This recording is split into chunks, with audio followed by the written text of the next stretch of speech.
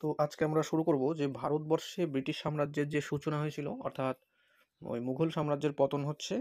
তো সেই সময় থেকে অর্থাৎ 1707 খ্রিস্টাব্দের পর থেকে মোটামুটি ভারতের সাম্রাজ্যের সূচনাগুলো হচ্ছে, সেই সময়কাল নিয়ে আর কি আলোচনা হবে, মোটামুটি 100 বছর।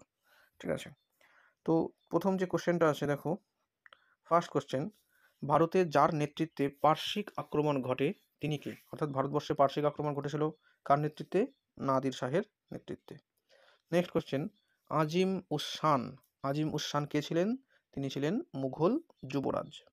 নেক্সট কোশ্চেন, মানিকচাঁদ ঢাকায় যে কারবার শুরু করেন তা কি? অর্থাৎ মানিকচাঁদ ঢাকাতে কোন কারবার শুরু করেছিল, কিসের কারবার? সেটা হচ্ছে মহাজনী কারবার। আমরা কি জানি, মানিকচাঁদের যে দত্তক পুত্র ছিল তার নাম ছিল ফতেচাঁদ। সেই ফতেচাঁদ কিন্তু জগৎ শেঠ উপাধি লাভ করেছিল, মানিকচাঁদকে অবশ্য দেওয়া হয়েছিল। তো এর বিষয়টা দাঁড়ালো যে এই ফতেচাঁদ বা মানিকচাঁদ, এই যে জগৎ শেঠ পরিবার, তারা কিন্তু পলাশির যুদ্ধে কিন্তু একটা বড় ভূমিকা কিন্তু ষড়যন্ত্রের দিক থেকে কিন্তু নিয়েছিল। নেক্সট চলে আসি, কাটরা মসজিদ, এটা প্রতিষ্ঠা কে করেছিলেন? কাটরা মসজিদ প্রতিষ্ঠাতা ছিলেন মুর্শিদ কুলি খান, বাংলার প্রথম স্বাধীন নবাব মুর্শিদ কুলি খান। নেক্সট, সম্রাট বাহাদুর শাহের আমলে বাংলার দেওয়ান ছিলেন কে? বাহাদুর শাহের আমলে দেওয়ান ছিলেন মুর্শিদ কুলি খান। এখানে দেখো ভালো মতো কোশ্চেনটা দেখবে, বাহাদুর শাহের আমলে বাংলার দেওয়ান কে ছিলেন? মুর্শিদ কুলি খান। নেক্সট আরেকটা কোশ্চেন, মুর্শিদাবাদের আগে বাংলার রাজধানী কোথায় ছিল? বাংলার রাজধানী মুর্শিদাবাদের আগে কোথায় ছিল? এখানে কি আছে? লক্ষণাবতী। ঠিক আছে, মুর্শিদাবাদের আগে কোথায় ছিল? লক্ষণাবতী। কিন্তু এখানে ঢাকা যে ক অপশানটা দেখতে পাচ্ছ, এখানে এই সোর্সে আমরা ঢাকাটাই দেব। ঢাকাতে ছিল, তারপরে ঢাকা থেকে মুর্শিদাবাদ আসে, সেই কারণে আমরা এখানে ক অপশানটা কিন্তু করব। লক্ষণাবতী তারও আগে ছিল, লক্ষণ সেনে যখন ছিল, সেন বংশ, সেই সময় কিন্তু ছিল লক্ষণাবতী। তাহলে এখানে 6 নম্বরের অ্যান্সারটা কী হবে? ঢাকা। মুর্শিদাবাদের আগে বাংলার রাজধানী কোথায় ছিল? সেটা হচ্ছে ঢাকা। নেক্সট চলে আসি 7 নাম্বার, ঔরঙ্গজেবের শাসনকালে মুর্শিদ কুলি খান ছিলেন কি? বাংলার দেওয়ান। এখানে দেখো ফৌজদার আছে, নবাব আছে, জমিদার আছে, এই কোশ্চেনটা কিন্তু একটু ঘুরিয়ে এসেছিল। ঠিক আছে, মুর্শিদ কুলি খাঁকে কি বাংলার দে ওই তোমার প্রশ্নের পরীক্ষায় এসেছিল হচ্ছে ফৌজদার নিয়োগ করেছিল। ঠিক আছে, এরকম এসছে কোশ্চেনটা এই 11-12 মাদ্রাসা সার্ভিস কমিশনে। কিন্তু এখানে যে দেখতে পাচ্ছি কোশ্চেনটা কি আছে, ঔরঙ্গজেবের শাসনকালে মুর্শিদ কুলি খাঁ কি ছিল? দেওয়ান ছিল। এটা কিন্তু গুরুত্বপূর্ণ কোশ্চেন। ঠিক আছে, চলো নেক্সট কোশ্চেন, ঔরঙ্গজেব চীন কুলিজ খান উপাধি দেন কাকে? মীর কামার উদ্দিন খান সিদ্দিকীকে। মীর কামার উদ্দিন খান সিদ্দিকীকে চীন কুলিজ খান উপাধি কিন্তু দিয়েছিল, যে পরে হায়দ্রাবাদ রাজ্যের প্রতিষ্ঠা করেছিল। এই যে পরে দেখো কোশ্চেন, হায়দ্রাবাদ রাজ্যের প্রতিষ্ঠাতা কে ছিলেন? মীর কামার উদ্দিন খান সিদ্দিকী। এখানে গিয়ে তিনি আবার যুদ্ধ করেছিল। কত খ্রিস্টাব্দে আসফ ঝা মুবারিজ খানকে হারিয়ে দেন? এই আসফ ঝা কিন্তু ওই মীর কামার উদ্দিন খান সিদ্দিকেরই নাম। আসফ ঝা কিন্তু তাকে আরেকটা উপাধি দেওয়া হয়েছিল। আর কি, এই মুবারিজ খান যে আছে, এই মুবারিজ খান কিন্তু আগে হায়দ্রাবাদের কিন্তু শাসক ছিল। তো এবার এখানে মীর কামার উদ্দিন খান সিদ্দিকী হায়দ্রাবাদে গিয়ে কিন্তু এখানটাতে কিন্তু স্বাধীন হায়দ্রাবাদ রাজ্য প্রতিষ্ঠা করেছে। এই যুদ্ধটা হয়েছিল 23 খ্রিস্টাব্দে। গেল। আর 24-এ ক্ষমতা দখল হয়ে যাচ্ছে, তবে ঐতিহাসিকরা বলে যে স্বাধীনভাবে আত্মপ্রকাশ করেছিল সেটা 1740 খ্রিস্টাব্দে। নেক্সট কোশ্চেন দেখো, কার নেতৃত্বে অযোধ্যা একটি স্বশাসিত আঞ্চলিক শক্তি হিসেবে গড়ে ওঠে? স্বশাসিত আঞ্চলিক শক্তি সাদাত খানের নেতৃত্বে। কোন জায়গা সাদাত খানের নেতৃত্বে? অযোধ্যা। তাহলে একটা ছিল অযোধ্যা, একটা ছিল বাংলা, আর একটা ছিল হায়দ্রাবাদ। এই তিনটা কিন্তু ঔরঙ্গজেবের পর, অর্থাৎ ঔরঙ্গজেবের মৃত্যুর পর ইমিডিয়েটলি এই তিনটা কিন্তু স্বাধীন প্রতিষ্ঠা হয়েছিল। চলে আসি নেক্সট কোশ্চেন, কোন মুঘল সম্রাট সাদাত খানকে বুরহান উল মুলক উপাধি দিয়েছিল? বুরহান উল মুলক উপাধি দিয়েছিল মোহাম্মদ শাহ। এই মোহাম্মদ যে শাহ, পরবর্তী মুঘল সম্রাটদের মধ্যে একজন মোহাম্মদ শাহ, তার সময় কিন্তু ওই নাদির শাহ ভারত কিন্তু আক্রমণ করেছিল। মোহাম্মদ শাহর সময় কে আক্রমণ করেছিল? নাদির শাহ ভারত আক্রমণ করেছিল। নেক্সট কোশ্চেন, কত খ্রিস্টাব্দে সাদাত খান মারা যায়? এটা হবে 1740 খ্রিস্টাব্দে সাদাত খান মারা যায়। নেক্সট চলে আসো, কত খ্রিস্টাব্দে সফদরজং মারা যান? সফদরজং মারা যাচ্ছে 1754 খ্রিস্টাব্দে। সাদাত খানের পরে তার জামাই, তার নাম ছিল সফদরজং, সে যে ওই অযোধ্যার যে নবাব, সে নবাব হয়েছিল। চলে আসি নেক্সট কোশ্চেন, বক্সারের যুদ্ধের পূর্বে অযোধ্যায় কার নেতৃত্ব বা কার কর্তৃত্ব চূড়ান্ত হয়েছিল? বক্সারের যুদ্ধের পরে সুজাউদ্দৌলা। তাহলে এখানে কিন্তু আমরা পরপর অযোধ্যার 3জন নবাবের নাম পেয়ে গেলাম। নেক্সট চলে আসো, ফারুকশিয়ারের ফরমান অনুযায়ী ব্রিটিশ কোম্পানি ফারুকশিয়ারের ফরমান অনুযায়ী ব্রিটিশ কোম্পানি বাংলায় বছরে কত টাকার বিনিময়ে বাণিজ্যের অধিকার লাভ করেছিল? 3000 টাকার বিনিময়ে। নেক্সট কোশ্চেন, ব্রিটিশ ও ফরাসি কোম্পানিকে বাংলায় দুর্গ তৈরিতে কে নিষেধ করেছিল? ব্রিটিশদেরকেও দুর্গ তৈরি করা যাবে না, আবার ফরাসিরাও দুর্গ তৈরি করতে পারবে না, কাউকে দুর্গ তৈরি করতে দেওয়া হবে না। এটাতে প্রথম নিষেধ করেছিলেন কে? আলীবর্দী খান। গেল। নেক্সট, 1744 খ্রিস্টাব্দে মারাঠা আক্রমণের সময় বাংলার নবাব কে ছিলেন? 1744 খ্রিস্টাব্দে মারাঠা আক্রমণের সময়ে বাংলার নবাব ছিলেন আলীবর্দী খান। এই বর্গীর কথা আমরা পড়েছি। তো খোকা ঘুমালো পাড়া জুড়োলো বর্গী এলো দেশে। তো এই মহারাষ্ট্র পুরাণ, গঙ্গারামের মহারাষ্ট্র পুরাণে কিন্তু এই বর্গী আক্রমণের কথা কিন্তু আমরা জানতে পারছি। এই বর্গী আক্রমণটা কবে হয়েছে? আলীবর্দী খানের সময় কিন্তু হয়েছে। ঠিক আছে, 1744-এ। নেক্সট 20 নম্বর কোশ্চেন, কত খ্রিস্টাব্দে আলীবর্দী খানের সঙ্গে ইংরেজ কোম্পানির সংঘাত বেঁধেছিল? সেটা 1748 খ্রিস্টাব্দে। আলীবর্দীর সাথে কিন্তু অলরেডি আগেই সংঘাত হয়েছিল। তারপরে চলে আসি 21 নম্বর কোশ্চেন, কত খ্রিস্টাব্দে নবাব বাহিনী ব্রিটিশদের হারিয়ে কলকাতা দখল করেছিল? নবাব বাহিনী ব্রিটিশদের হারিয়ে কলকাতা দখল করেছিল কবে? 1756 খ্রিস্টাব্দে। ঠিক আছে, এই জিনিসটা কিন্তু আমরা দেখি যে 1756 খ্রিস্টাব্দে নবাবের বাহিনীকে হারিয়ে, ব্রিটিশদের হারিয়ে কলকাতা দখল করেছিল। নবাব বাহিনী ব্রিটিশদেরকে হারিয়েছিল। তার পরবর্তীতে আবার যদিও চলে আসে ড্রেককে নিয়ে ক্লাইভ, তারপরে পরবর্তীতে কিন্তু আবার এরাই জিতে গেছিল। ঠিক আছে, এই আলীনগরের সন্ধি কিন্তু তখন স্বাক্ষরিত হয়েছিল। তো যাই হোক, পরে চলে আসি, আলীবর্দী খানের বকশি বা সেনাপতি কে ছিলেন? মীর জাফর। এই মীর জাফর কিন্তু সিরাজউদ্দৌলার সেনাপতিও ছিলেন। নেক্সট, বাংলার প্রথম গভর্নর কে ছিলেন? Robert Clive. বাংলার গভর্নর কিন্তু বলা হচ্ছে, ঠিক আছে, গভর্নর জেনারেল নয়, গভর্নর। চলে আসি 24 নম্বর কোশ্চেন, সিরাজের হাত থেকে কে কলকাতা পুনর্দখল করেছিলেন? Robert Clive. সিরাজের হাত থেকে কলকাতা পুনর্দখল করেছিলেন কে? Robert Clive. এই রবার্ট ক্লাইভ এই সময় কিন্তু দখল করেছিলেন আলীনগরের সন্ধি।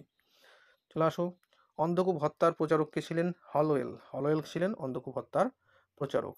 নেক্সট চলে আসো কোশ্চেন, পলাশির যুদ্ধ হয়েছিল কবে? 1757 খ্রিস্টাব্দের 23শে জুন। 23শে জুন তারিখটা মনে রাখবে, এখান থেকে কোশ্চেন আসে। পলাশির যুদ্ধের পর ক্লাইভ মীর জাফরের কাছ থেকে কত টাকা ক্ষতিপূরণ নিয়েছিলেন? পলাশির যুদ্ধের পর ক্লাইভ মীর জাফরের কাছ থেকে নিয়েছিল 1,77,00,000 টাকা। নেক্সট হলো, কত খ্রিস্টাব্দে ক্লাইভ ইংল্যান্ডে ফিরে যান? এটা 1760 খ্রিস্টাব্দে তিনি ফিরে গেছিল। পরে আবার যদিও চলে এসেছিল আবার সেকেন্ড টাইম। মীর কাসিম বাংলার রাজধানী হিসেবে মুর্শিদাবাদের বদলে বেছে নিয়েছিলেন কোন জায়গা? সেটা মুঙ্গের। তাহলে যদি বলা হয় যে মীর কাসিম তার রাজধানী কোথায় স্থাপন করেছিল বা কোথায় স্থানান্তর করেছিল, কোন জায়গা থেকে, তাহলে মুর্শিদাবাদ থেকে মুঙ্গেরে তার রাজধানী স্থানান্তর করেছিলেন। কে করেছিলেন? সেটা হবে বাংলার নবাব মীর কাসিম। চলো নেক্সট কোশ্চেন, কোন সময় থেকে মীর কাসিমের সঙ্গে ব্রিটিশ কোম্পানির সরাসরি সংঘাত শুরু হয়েছিল? কোন সময় থেকে মীর কাসিমের সঙ্গে ব্রিটিশ কোম্পানির সরাসরি সংঘাত শুরু হয়? 1763 খ্রিস্টাব্দে সরাসরি সংঘাত শুরু হচ্ছে মীর কাসিমের সাথে, 1763। নেক্সট কোশ্চেন বলা হচ্ছে, ইংরেজ কোম্পানির কাছে পরাজিত হয়ে মীর কাসিম কোথায় পালিয়ে গেছিল? পরাজিত হয়ে তিনি কোথায় গেল? অযোধ্যাতে। এবার একটা কথা এখানে বলে রাখি যে পলাশির যুদ্ধটা যে হচ্ছে সেই সময় কিন্তু পলাতক অবস্থায় ছিল মীর কাসিম। ঠিক আছে, সেই সময় তখন অনেক অনেক সময় আগেই চলে গেছে, ফলে এই সময় কিন্তু বাংলার নবাব পরিবর্তন হয়ে গেছে। যে বক্সারের যুদ্ধের সময়, তাহলে কি দাঁড়াচ্ছে যে বক্সারের যুদ্ধের অনেক আগেই যেহেতু মীর কাসিম চলে গেছিল অযোধ্যার নবাবের আশ্রয়ে, সেই সময় বাংলার শাসন কিন্তু আবার পুনরায় আবার কাকে দেওয়া হয়েছিল? মীর জাফরের হাতেই কিন্তু ছিল। Next question, British east India company কত খ্রিস্টাব্দে বাংলা, বিহার ও উড়িষ্যার দেওয়ানি অধিকার লাভ করে? তাহলে দেওয়ানি লাভ আমরা কি জানি? 1765 খ্রিস্টাব্দে। গেল। এবার 60-এ তো চলে গেছিল রবার্ট ক্লাইভ, তাহলে আবার পুনরায় ফিরে আসলো কবে? 1765 খ্রিস্টাব্দে রবার্ট ক্লাইভ আবার পুনরায় বাংলায় ফিরে আসে। এবার বলা হচ্ছে যে ব্রিটিশ ইস্ট ইন্ডিয়া কোম্পানি বার্ষিক কত লক্ষ টাকার বিনিময়ে মুঘল সম্রাটের কাছ থেকে দেওয়ানি অধিকার লাভ করেছিল? তাহলে সেটা হবে বার্ষিক 26 লক্ষ টাকার বিনিময়ে দেওয়ানি অধিকার লাভ করেছিল। নেক্সট কোশ্চেন, দ্বৈত শাসন ব্যবস্থায় বাংলার আইন শৃঙ্খলা রক্ষার দায়িত্ব ছিল কার হাতে? নবাব নজম উদ্দৌলার হাতে। দ্বৈত শাসন ব্যবস্থা তো শুরু হয়ে গেল 65 থেকে, তো সেই সময় বাংলার আইন শৃঙ্খলা রক্ষার দায়িত্ব কার হাতে ছিল? নজম উদ্দৌলার হাতে কিন্তু ছিল। নেক্সট কোশ্চেন 36 নাম্বার, কত খ্রিস্টাব্দে বাংলায় দ্বৈত শাসনের অবসান হয়? দ্বৈত শাসন শুরু হয়েছিল 65, শেষ হলো কবে? 72, অর্থাৎ 1772 খ্রিস্টাব্দে ওয়ারেন হেস্টিংসের হাত ধরে। 37 নম্বর কোশ্চেন, 76-এর মন্বন্তর হয়েছিল কত, মানে বাংলার শব্দ এখানে বলা হচ্ছে, তাহলে 1176 বঙ্গাব্দে। মন্বন্তর বলে একটা প্রবন্ধ আছে, সেই প্রবন্ধের রচয়িতাকে? মন্বন্তর প্রবন্ধের রচয়িতা অক্ষয় কুমার মৈত্র। কোন গভর্নর জেনারেল শাসনকালে রেসিডেন্টরা আগ্রাসী নীতি নিয়েছিলেন? রেসিডেন্টসরা আগ্রাসী নীতি নিয়েছিলেন লর্ড ওয়েলেসলির কিন্তু সময়কালে। গেল। কোন গভর্নর জেনারেলের শাসনকালে রেসিডেন্টরা আগ্রাসী নীতি নিয়েছিল? সেটা লর্ড ওয়েলেসলির শাসনকালে। নেক্সট কোশ্চেন নাম্বার 40, সত্যবিলোপ নীতি প্রবর্তন করেছিলেন কে? লর্ড ডালহৌসি। তারপরে চলে আসো, লর্ড ডালহৌসি কুশাসনের অজুহাতে যে রাজ্যটি গ্রাস করতেন মানে করেছিলেন কুশাসনের অজুহাতে, অর্থাৎ 56, ঠিক আছে, 1856। তো এই হলো অযোধ্যা, কুশাসনের অজুহাতে। ওয়াজিদ আলী শাহ ওই সময় ছিল, তাকে সরিয়ে দেওয়া হয়েছিল। বেগম হজরত মহল কিন্তু আর তার পুত্র বিরজিস কাদির এরা মহাবিদ্রোহে অংশগ্রহণ করেছিল। চলে আসি নেক্সট কোশ্চেন। কোশ্চেন নাম্বার 42, কোন সময়ের মধ্যে 4টি ইঙ্গো মহীশূর যুদ্ধ সংঘটিত হয়? মানে টোটাল 4টাই কোন কোন টাইমে হয়েছে, মানে একদম কোন টাইম ফ্রেমের মধ্যে, এটা ডাইরেক্ট বলা হচ্ছে। তো 1767 থেকে 1799। কোন গভর্নর জেনারেলের আমলে মহীশূর ব্রিটিশ সাম্রাজ্যের অন্তর্ভুক্ত হয়? মহীশূর ব্রিটিশ সাম্রাজ্যের অন্তর্ভুক্ত হয়ে যাচ্ছে একদম মহীশূর। তাহলে মহীশূরে 4টা যুদ্ধ হচ্ছে, লাস্টে শ্রীরঙ্গপত্তমের যুদ্ধ হয়ে গেল, শেষ টোটাল 99, 1700। টিপু সুলতান পরাজিত হয়ে গেল, তো তখন লর্ড ওয়েলেসলি এই জায়গাটা কিন্তু তার সাম্রাজ্যভুক্ত করে নিচ্ছে অধীনতামূলক মিত্রতা নীতি অনুযায়ী। চলে আসো নেক্সট, করমণ্ডল উপকূল ও তার দিয়েছিল পশ্চাৎভূমিকে ইউরোপীয়রা কি নাম দিয়েছিল? মানে করমণ্ডল উপকূল আর তার আশেপাশের জায়গাকে কর্ণাটক নাম দেওয়া হয়েছিল। করমণ্ডল উপকূলকেই এক কথায় তাহলে ইউরোপীয়রা কি নাম দিয়েছিল? কর্ণাটক। 45 নম্বর কোশ্চেন কি বলা হচ্ছে যে জোসেফ ডুফলে কে ছিলেন? জোসেফ ডুফলে এ ছিলেন ফরাসি গভর্নর জেনারেল। জোসেফ ডুফলে কে ছিলেন? ফরাসি গভর্নর জেনারেল। নেক্সট কোশ্চেন কি বলা হচ্ছে 46 নম্বর, কোন যুদ্ধ ভারতের ফরাসিদের ক্ষমতা বিস্তারের সম্ভাবনাকে চিরতরে, মানে ফরাসিদের সম্ভাবনা যে ছিল সেটাকে চিরতরে কিন্তু একদম দূর করে দিয়েছিল? সেটা কি?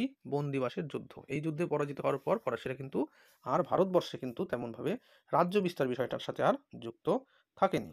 নেক্সট কোশ্চেন চলে আসি, 47 নম্বর কোশ্চেন বলছে কত খ্রিস্টাব্দে সলবায়ের সন্ধি স্বাক্ষরিত হয়? সলবায়ের সন্ধি মারাঠাদের মধ্যে হয়েছিল, ইংরেজদের সাথে মারাঠাদের। 1782 খ্রিস্টাব্দে সলবায়ের সন্ধি স্বাক্ষরিত হয়। বেসিনের সন্ধিও মারাঠাদের সাথে হয়েছিল। বেসিনের সন্ধি কাদের মধ্যে হয়? আচ্ছা, বেসিনের সন্ধি 1802-এ, তো এখানে বেসিনের সন্ধি সম্পর্কে দেওয়া নাই, এখানে দেওয়া আছে অধীনত। বেসিনের সন্ধির মাধ্যমে অধীনতামূলক মিত্রতা নীতি কে স্বাক্ষর করেছিলেন? এটা হচ্ছে দ্বিতীয় বাজিরাও, ঠিক আছে, পেশোয়া দ্বিতীয় বাজিরাও কিন্তু এই অধীনতামূলক মিত্রতা নীতি স্বাক্ষর করেছিল বেসিনের সন্ধি অনুযায়ী। বেসিনের সন্ধি হয়েছিল কত? 1802 খ্রিস্টাব্দে। চলো নেক্সট চলে আসি, কোন সময়ের মধ্যে তৃতীয় ইঙ্গো মারাঠা যুদ্ধ সংঘটিত হয়? তৃতীয় ইঙ্গো মারাঠা যুদ্ধ, বেসিনের সন্ধির পরে তো দ্বিতীয় যুদ্ধ হলো, তারপরে তৃতীয় যুদ্ধ হচ্ছে 1817 থেকে 1819, এই সময়কালে তৃতীয় ইঙ্গো মারাঠা যুদ্ধ সংঘটিত হয়েছিল। কোশ্চেন নাম্বার 50 কি বলা হচ্ছে কত খ্রিস্টাব্দে প্রথম ইঙ্গো শিখ যুদ্ধ হয়েছিল? ইঙ্গো শিখ যুদ্ধ হয়েছিল 1845 খ্রিস্টাব্দে। প্রথম ইঙ্গো শিখ যুদ্ধ 1845 খ্রিস্টাব্দে প্রথম ইঙ্গো শিখ যুদ্ধ হলো, আর এদিকে 46-এ গিয়ে লাহোরের সন্ধির মাধ্যমে ইঙ্গো শিখ যুদ্ধ সমাপ্তি হলো, ঠিক আছে। চলে আসো নেক্সট, কোন গভর্নর জেনারেল, আচ্ছা শিখদের সাথে দুটো যুদ্ধ হয়েছিল। চলে আসে এবার, কোন গভর্নর জেনারেলের আমলে ইস্ট ইন্ডিয়া কোম্পানি সাম্রাজ্যবাদী আগ্রাসী রূপ প্রকট হয়ে ওঠে? সেটা সাম্রাজ্যবাদী বলতে এক কথায় বলে দেবে একদম, লর্ড ডালহৌসি। গেল, লর্ড ডালহৌসির সময় দ্বিতীয় যুদ্ধটা হয়েছিল। তো তারপরে 49-এ গিয়ে পাঞ্জাবকে অ্যানেক্সেস করা হয়। চলে আসি 52 নম্বর কোশ্চেন, 1856 খ্রিস্টাব্দে অপশাসনের অভিযোগে অযোধ্যা রাজ্য দখল করেছিলেন কে? এটাও করেছিলেন লর্ড ডালহৌসি। তো এই ছিল আজকে আমাদের 52খানা কোশ্চেন। এই কোশ্চেনগুলো আমরা সবসময় কিন্তু প্রতিদিন, মানে যে কোনো কম্পিটিটিভ পরীক্ষায় দাও না কেন, এই ধরনের কোশ্চেনই কিন্তু আসে। বিশেষ করে এই কোশ্চেনগুলো বানানো হচ্ছে এসএলএসটিকে মাথায় রেখে, তার কারণ এসএলএসটির যে কোশ্চেনের ধরন দেখা যাচ্ছে বা মাদ্রাসা সার্ভিসের ধরন দেখা যাচ্ছে, তো এই লেভেলের কোশ্চেনই থাকবে। খুব যে কঠিন হওয়ার এরকম কিন্তু ব্যাপার দেখা যাচ্ছে না। আর তার মধ্যে সম্ভবত নেগেটিভ মার্কিংয়েরও পরীক্ষাটা হতে পারে। তো যাই হোক, মডার্ন ইন্ডিয়ার যে কোনো কোশ্চেনের ক্ষেত্রে এই টপিক থেকে কিন্তু কোশ্চেন আসে যে কোনো পরীক্ষার ক্ষেত্রে। তো তোমরা সেই কারণে এগুলোকে কিন্তু দেখবে। আর বিষয়টা যেটা, যে শর্ট কোশ্চেনগুলো পারলে প্রতিদিন 2-3টা করে ভিডিও দেখতে হবে, স্পিডটা একটু বাড়িয়ে দেবে। তাহলে সেটা কিন্তু প্রতিদিন দেখলে কী হবে, যে রিভিশনের ব্যাপার আছে। একবার যদি শর্ট কোশ্চেন দেখো, পরীক্ষার হলে গিয়ে কনফিউশন হবে, তো সেটাকে কংক্রিট করতে হবে, ঠিক আছে। তো সেই কারণে কিন্তু একের অধিকবার কিন্তু দেখতে হবে। তো যাই হোক, আশা করি তোমরা এটা দেখবে। তো এইভাবেই মোটামুটি আমাদের যে প্লেলিস্টটা আছে, প্লেলিস্টে গিয়ে দেখবে, ওখানে কিন্তু অনেকগুলোই দেওয়া আছে। তো এর মধ্যে থেকে আমরা আশা করি নিয়মিত এরপর থেকে কোশ্চেনগুলো দিতে থাকবো। Thank you.